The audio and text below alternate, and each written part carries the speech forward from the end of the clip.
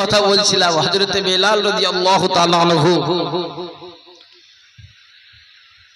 Umayya যখন খবর পেয়ে গেল যে বেলাল ইমানের কলমা পড়েছে, উমাইয়া নিজে চোখে দেখলেন, দরওয়াজাটা খুললেন, হযরত বেলালকে হুঙ্কার দিয়ে রাগান্বিত হয়ে বললেন, হযরত বেলাল একটাই কথা বললেন, আমি আমার রাসূলকে ছাড়তে আমি রাজি নই, তাতে আমার জান যায়, তাতে আমায় বন্ধ করে দেন খানা, যতই আঘাত করুন। ডাঁড় সে চোখ রেখে উমাইয়াকে বলেছিলেন, নবী জানে দুশমনকে বলেছিলেন। উমাইয়াকে সাথে করে নিয়ে চলে গেলেন। উমাইয়া বললেন, হুকুম করলেন, যাও মক্কার মরুভূমি পাহাড়ে নিয়ে যাও, মরুভূমিতে নিয়ে যাও। হযরত বেলালের শরীরে ভাই এই পা থেকে এই কোমর থেকে পায়ের হাঁটুর নিচ পর্যন্ত পোশাক, সারা দেহতে কিছু নাই। সর্বপ্রথম সাজা দিলেন, কতই না সাজা দিয়েছে, নিজে চোখে আল্লাহ দেখিয়েছে। মক্কা শরীফে মদিনা শরীফে খাজুর গাছের শাল কাটাগুলো আমাদের ইন্ডিয়ান থেকে আরো অনেক বড় লম্বা মোটা, ওই শাল কাটাগুলো হাতের এই আঙুলের ভিতর দিয়ে চেপে উপর দিয়ে বার করেছে, মুহাম্মদকে ভুলে যা। বেলাল এক কথাই বলেছিলেন, জান যেতে রাজি আছে, রাসূলকে ভুলতে রাজি নয়। যদি হবে না মুসলমান শুনে গেলে দেখে না, ও নবীর উম্মত উম্মতিরা, ছেলেরা বাচ্চারা জওয়ানেরা, এই সময় হযরত বেলালকে মরুভূমির উপরে বালুগুলো গরম অবস্থায় হযরত বেলালের দুটো হাতে দড়ি বেঁধে দেয়, দুটো পায়ে দড়ি বেঁধে দেয়। হযরত বেলালের সম্মুখে রড গরম করে নিয়ে আসে, বাবা লোহাকে গরম করে নিয়ে আসে। এই লোহাগুলো গরম যেই না হয়ে যায়, লাল রং হয়ে যায়। এই সময় ওই লাল অবস্থায় হযরত বেলাল পিঠেতে ছেঁকা দেয়, পিঠেতে ধরে রেখে ওই লোহাটা লাল থেকে কালো হয়ে যায়, আগুনটা নিভে যায়, সারা শরীরগুলো ছিদ্র ছিদ্র হয়ে যায়। বাবা যদি আমাদের গায়ে যদি ইসলামের সামান্য যদি আগুন হাতেতে ছিটকে যদি পড়ে যায়, আমরা কতই না চেষ্টা করি, জ্বালা লাগে কিন্তু বেলালের সারা দেহতে একের পর পিঠে ঘাটে উড়োতে ঘাটোতে এমন করে ওই লোহাটা ঢিকিয়ে পুড়ে যাওয়া লোহা গরম আগুনের মতো ওইগুলো নিভিয়েছে, শরীরে ঝাঁকিয়ে শরীরে কিছু জায়গা রক্ত হয়ে যায়, গোশতগুলো পুড়ে যায়। তাও বেলালের মুখ দিয়ে নবীর মুহাব্বত, ইশকে নবীর মুহাব্বত বেড়ে যায়। আরো জোরে বল সুবহানাল্লাহ।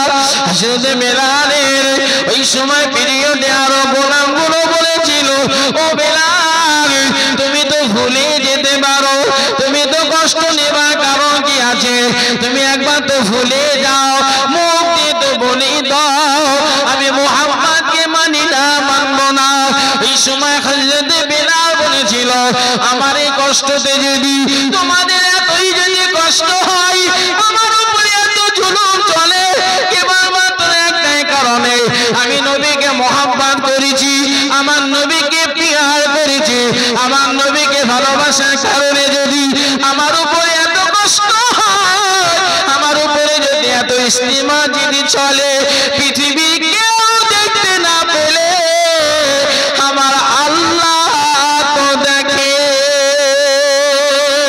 আমি কষ্ট নিতে রাজি আছি, কারণ আমি যত কষ্ট নেব আমার মাবুদ তো রাজি হবে, আমার মাবুদ তো সবই তো দেখছে, আমার রব তো সবই তো দেখছে, আমার রব পারলে তো এখনই ফয়সালা করে দিতে পারে।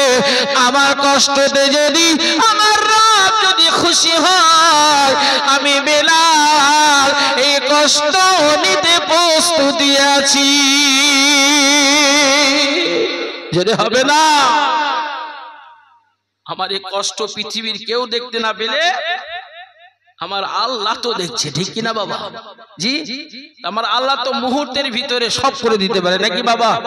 জি, এখন আমাদের উপরে যে রকম কষ্ট নেমে আসছে আমার আল্লাহ দেখছে না? আমার আল্লাহ দেখছে, কারণ আমরা তো আল্লাহর সঙ্গে বুড়ো আঙুল লেগিয়েছি। এবার মনে করে দিচ্ছি 2021 থেকে আমরা শুরু করেছি, জি, করোনার সময় মসজিদ ভিড় লেগে গেছে মসজিদে করোনার সময়। ভাই বলতে হয়নি মসজিদ দুতলা ভর্তি হয়ে যাচ্ছে, বলতে হয়নি। আর যেই করোনা চলে গেছে আল্লাহকে বুড়ো আগুন লাগাচ্ছে। আবার সে 6 জন 6 জনই আছে, আবার যে 30 জন 30 জনই আছে, আবার ফজরে 3 জন 3 জনই আছে। ভাই সেই সময় ফজরে দেখছি 3 কাতার 4 কাতার করে মানুষ করোনার সময়, ঠিক কিনা বাবা? আপনাদের এলাকায় ছিলাম না আমি জানি, এই আশেপাশে ছিলাম না জানি। আপনাদের সময় হয়েছিল তো, করোনা পিরিয়ডে লোক হয়েছিল তো, জি, লোক ভরপুর হয়ে যাচ্ছে। ভাই অনেক মাদ্রাসায় পর্যন্ত নামাজ পড়া শুরু করে দিয়েছে। আর যেই করোনা চলে গেছে আর সেই সব গুটিয়ে নিয়েছে। আমার আল্লাহ বলছে, বান্দা তুই আমার সঙ্গে তো প্রতারণা করেছিস কদিন আগে, জি, আজ আমাদের বুকে কেন এই কষ্টগুলো নেমে আসছে? আমরা আল্লাহকে ভুলে যাই। আবার আল্লাহ যখন রহম করে দেয়, আবার আমরা ফের আবার যখন কষ্ট আসে তখন আমরা ফের এগিয়ে যাই। ভাই মুসা নবী আলাইহিস সালামের পেটে যন্ত্রণা হয়েছিল, পেটে খুব যন্ত্রণা হচ্ছে। মুসা নবী আলাইহিস সালাম, জি, রাত্রে বেলা খুব যন্ত্রণা হচ্ছে। তখন আমার আল্লাহ বলল, মুসা নবী আল্লাহর কাছে চাইছে, আল্লাহ কি করা যাবে? আল্লাহ গো, আমরা এত যন্ত্রণা হচ্ছে। মুসা নবীর একটা সন্ধান মিলে গেল, কোথায় যাও? অমুক এলাকায় জঙ্গলে চলে যাও, সেখানে গিয়ে তুমি একটা গাছের পাতা তুলে খেয়ে নাও। ভাই মুসা নবী সেই পাতাটা খেয়ে নিল, খেয়ে নেবার পর অধিক অংশ কমে গেল, বলুন সুবহানাল্লাহ। ভাই তার পরের দিনে মুসা নবী ভাবছে, যদি পাতাটা 1 পিস পাতা খেয়ে যদি এতটা যন্ত্রণা কমে যায়, তাহলে আরেকটা যদি খেয়ে নি পুরোটাই ক্লিয়ার হয়ে যাবে, নাকি গো? ভাই মুসা নবী আবার পুনরায় গেলেন, যে সেই পাতা সেম পাতা নিয়ে এসে আরেকটা খেয়েছে। পাতাটা গালে দেওয়ার সাথে সাথে ওই পাতা জবান খুলে গেল। আমার আল্লাহর সঙ্গে কথা হচ্ছে, আল্লাহ যন্ত্রণা বাড়াবো না কমাবো? কথা বুঝতে পেরেছো? পাতা বলছে, আমার আল্লাহ বলে যন্ত্রণা বাড়িয়ে দাও। জি, ভেতরে ওই পাতাটা যে গেছে যন্ত্রণা আরো বেড়ে গেছে। ভাই একই পাতা খেয়ে যন্ত্রণা কমেছে আর একই পাতা খেয়ে যন্ত্রণা বেড়েছে। এর কারণটা হলো, আমার আল্লাহ মুসাকে বলছে, মুসা যখন যন্ত্রণা হয়েছিল তোমার রবকে খোঁজ করেছিলে? করোনা যখন হয়েছিল আমার রবকে আমরা খুঁজেছি। আল্লাহ করোনার সঙ্গে আমাদের মওত দিও না, আল্লাহ করোনার পিরিয়ডে আমাদেরকে কোনো রোগ দিও না। ভাই মুসা নবীর কথা বলছি, নবী মুসা আলাইহিস সালাম যখন দুসরাবার পাতা খেতে গেছে আমার রবকে জিজ্ঞাসা করেনি, তাই এক সেম পাতায় যন্ত্রণা বেড়ে গিয়েছিল। আমার আল্লাহ আবার বলল, মুসা প্রথম দিন বলার প্রয়োজন মনে করেছো, দ্বিতীয় দিন যাচ্ছে তোমার রবকে আর প্রয়োজন মনে করলে না, কারণ পাতা তো অন্য তোমায় কেউ চেনায়নি, পাতা তো আমি তোমায় চিনিয়েছি। তোমার রবকে একবার স্মরণ করে যাও। পুনরায় আবার পাতা খেলেন, পুরো সম্পূর্ণ ভালো হয়ে গেলেন। যেটা হবে না। তাহলে আমাদের ভিতরে কি সিস্টেম কি জানেন তো? যখন মুসিবত আসে তখন মসজিদ, মাদ্রাসা, কোরআন, হাফেজ, মাওলানা ইত্যাদি ইত্যাদি তাও দৌড়দৌড়ি করি। আর যেই ক্লিয়ার হয়ে যায় ওই বাবুকে চেনাই মুশকিল হয়ে যাবে। আর যদি একটু টাকা করে ফেলে, ও তো রাস্তার উপর দিয়ে হাঁটবে না। কথা বুঝতে পেরেছেন? মুসলমান শুনে রেখে দেন, ও নবী মাগের উম্মতিনা, ছেলেরা বাচ্চারা জওয়ানেরা, হযরত বেলাল রাদিয়াল্লাহু তাআলা আনহু এই সময় বারবার যখন কষ্ট দিতে থাকে, হযরত বেলাল রাদিয়াল্লাহু তাআলা আনহু পায়ে দড়ি বেঁধে দিল, হাতে দড়ি বেঁধে দিল। বাবা এই সময় একটা ঘোড়ার পিঠে দড়িটার সঙ্গে বেঁধে দিল, ওই ঘোড়াটাকে দ্রুত গতিতে দৌড় করালো। ওই ঘোড়াটা দুর্গত গতিতে দৌড়ে যায় আর মক্কা মুআজ্জামা ওই মরুভূমির উপর দিয়ে পিঠটা খিচড়ে হযরত বেলালকে নিয়ে যায়। এই সময় বেশ কিছু রাস্তা যাবার পর ঘোড়াটা দাঁড়িয়ে যায়। হযরত বেলালের শরীরে ছিন্ন বিচ্ছিন্ন হয়ে যায়, পিঠেতে কোনো গোশত নাই, চামড়াগুলো ছিঁড়ে গেছে, সারা শরীর থেকে ফিনকি দিয়ে রক্ত বার হয়। হযরত বেলালকে ওই অবস্থায় বুকের উপরে একটা পাথরের চাং বসিয়ে দেয়। এই সময় বেলালকে মুখে আঘাত করে, গায়ে আঘাত করে।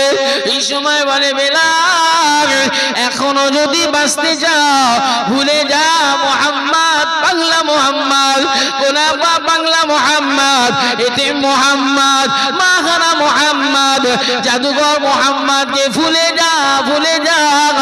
এই সময় বেলাল রাদিয়াল্লাহু তাআলা আনহু ওই সময় মরুভূমিতে পড়ে আছে রে বাবা, মুখের উপরে পাথর চাপানো আছে, মুখটা যেন মরুভূমির বালু থেকে বার হয়ে আছে। এই মুখ দিয়ে হযরত বেলাল এই দুই ঠোঁটের মাঝখানে বাবা ঠোঁটা লড়তে পারে না, ভিতরে জিভটা নেড়ে নেড়ে বলে লা ইলাহা ইল্লাল্লাহ মুহাম্মাদুর রাসূলুল্লাহ। আর জোরে বলো সুবহানাল্লাহ। এত কষ্ট পেও তিনি কিন্তু এখন তোমাদের বাণী ইমানের কলমা তিনি ভুললেন না বাবা। যে নবীকে মোহাব্বত করেছিল তো হযরত বেলাল, আমার নবী যাচ্ছে মিরাজে আর পায়ের আওয়াজ পেয়েছিল কার?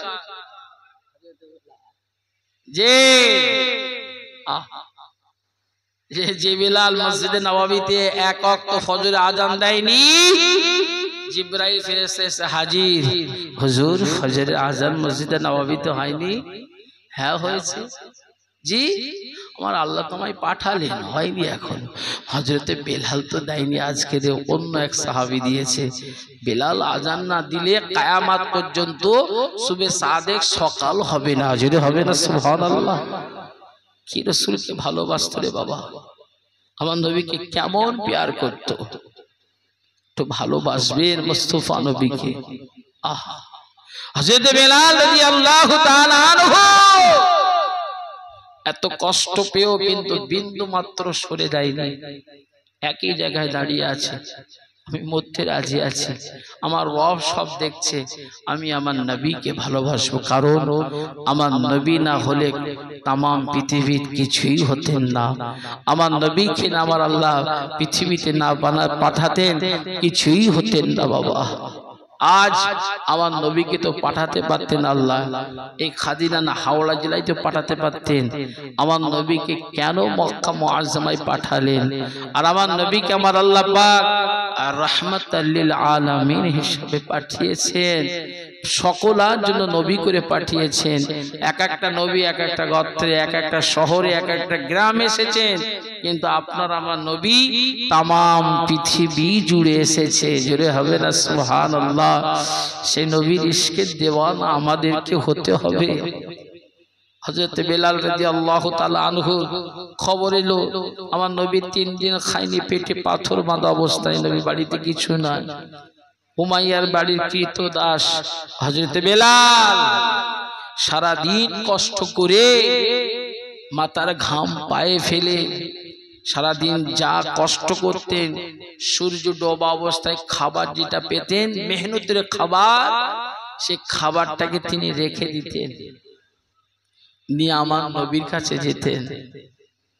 হযরত বেলাল ভাবলেন, না আমি যদি দিনের আলোতে যাই মক্কা মানুষ আমার জিজ্ঞাসা করবে এ খাবার কোথায় নিয়ে যাও। আমি তো সেই সময় মিথ্যা বলবো না, আমার নবীর জন্য আমার খাবার ফেলে দেবে, কেড়ে নেবে। বেলাল সেই সময় ভাবলেন আমার রাসূলকে যে কোনো প্রকারে আমার নবীর দরবারে আমায় যেতে হবে। হযরত বেলালের গায়ের রংটাও কালো আর রাতের আঁধারটাও, ঠিক রাত গভীর রাতে মক্কার মানুষেরা যখন নিদ্রায় ঘুমিয়ে পড়বে সেই সময় বেলাল আটা টিপে টিপে আস্তে আস্তে মক্কার কাবার চাতওয়ালের উপর দিয়ে আমার নবী সেই মিসফালা পাহাড়ের পদদেশে সেই তালপাতা ঝুপড়ি ঘরে আমার নবী আছে। আমার নবীর দরওয়াজার সম্মুখে নিয়ে আমার নবীর খেদমতে বেলাল যে হাজির হয়ে যেতেন। যদি হবে না, আরো যদি হবে না, যে ঘর থেকে মা খাদিজাতুল কুবরা ওখান থেকে আমার নবীর জন্য খাবার নিয়ে যেতেন, নিজের চোখে হাজী সাহেব গন্ডা দেখেছেন। জাবালে নূর অর্থাৎ গারে হীরা, ওই পাহাড়টা সোজা পাহাড়, ওই পাহাড়ে পুরো মাথায় উঠে আবার একটু নেবে একটা গুহা ছিল যেখানে কোরআন অবতীর্ণ।